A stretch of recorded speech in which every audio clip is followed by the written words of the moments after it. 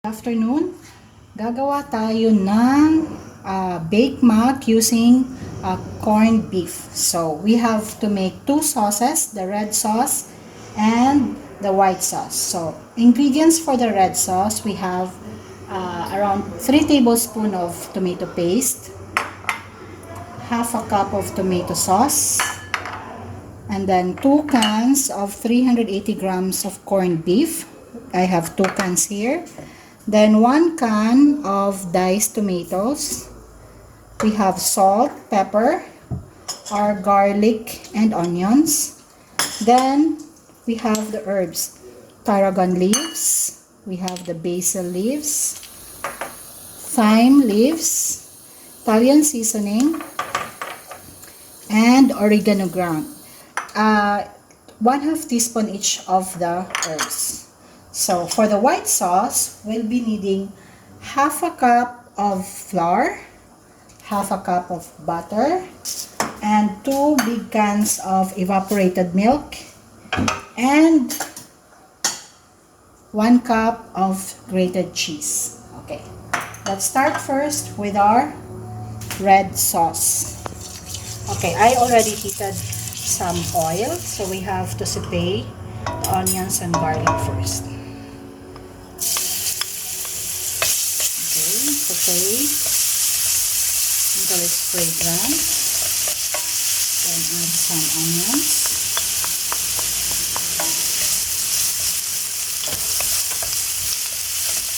When the onions are already softened, you can already add the corned beef.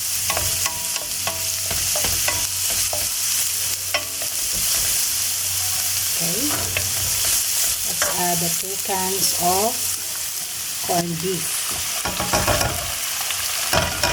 And before I forgot, I already cooked 500 grams of elbow macaroni. Beef are already here, so we have to start seasoning the sauce. We'll start with some salt, around 1/2 teaspoon of salt.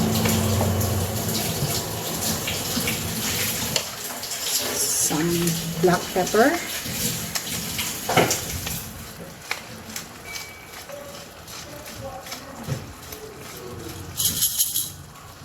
and then the herbs I mentioned a while ago.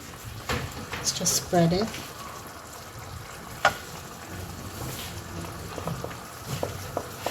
Okay.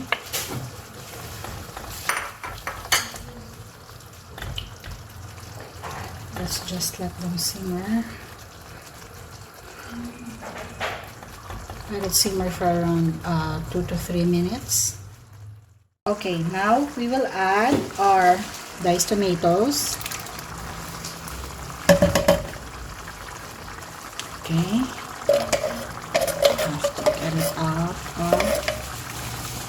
and mix it. Add the tomato sauce.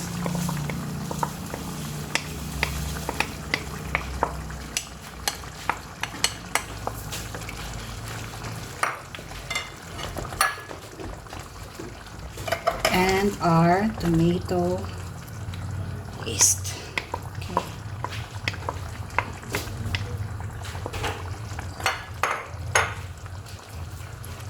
Just mix it together. Mix it well. And then to balance the flavor, we have to add 1 tablespoon of white sugar. Spread it.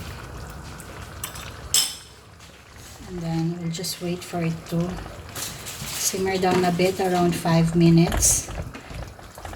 So while waiting for this to cook, we'll start with our white sauce. Start with melting the 1/2 cup of butter. Our butter is already almost melted, and before continuing to do this, make sure that your oven is already preheated at 180 degrees Celsius. Okay. We gradually add the flour to the melted batter and stir it with a whisk so as to avoid clumps. And then add some more. Whisk it. So we've got a beautiful mixture over there. Then it's okay. Then you slowly add the 2 cans of evaporated milk while continually stirring it. Okay. Turn your heat into medium-high so as not to burn the white sauce. Okay. Then the second can.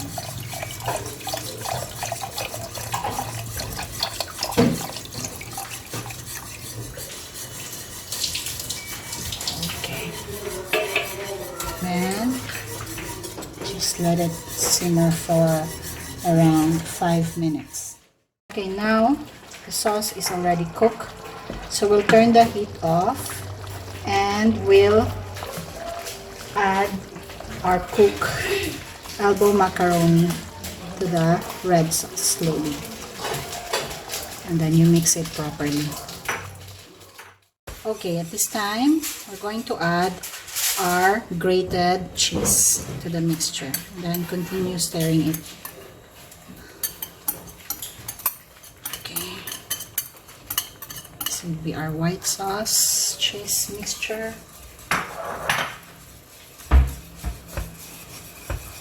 Okay. Just have to mix it properly so that the cheese will also melt in the white sauce. Okay. Give it around 2 to 3 minutes and this is cooked already. Add a little dash of salt and pepper.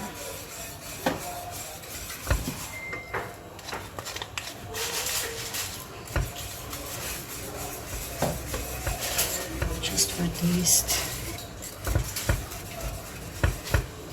Okay, it's already sticky. Okay, this is done. And then turn it off. We'll assemble the Bake Mac. We're going to assemble our Bake Mac in our pan. Our pan is already brushed with butter. Okay. Put half of the pasta in our pan. Okay, so you have to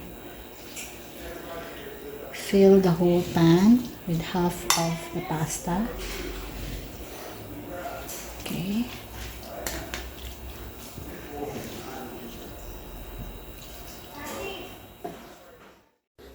Okay, now half of the pasta is already in the pan, so we'll divide also the white sauce and put it in our pasta. Okay, so just have to spread it all over the pasta. Make sure you cover all the pasta. Spread it. Okay.